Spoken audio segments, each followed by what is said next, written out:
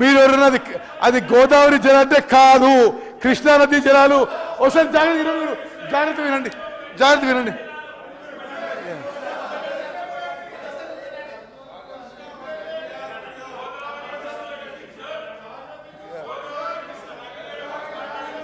తెలంగాణ నుంచి కిందికి వాళ్ళు నీళ్లు వదిలితే మనకు రాని పరిస్థితి ఆ పరిస్థితి ఈ రోజు ఉంది కాబట్టి కేసీఆర్ గారు ఒక అడుగు ముందుకు వేసి చూపించాడు.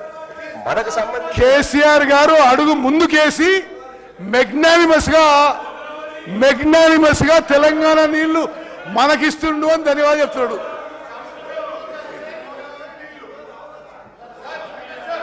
మీరు యావత్ speaker sir, through you I wish to clarify to all the members and to the entire Telangana public and Telangana farmers మేము అపీల్ చేస్తున్నాం.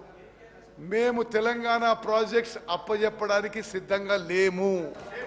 మీరు బయట రాజకీయం ఏ దుష్ప్రచారం చేసినా ప్రజలు మిమ్మల్ని నమ్మే పరిస్థితిలో లేరు.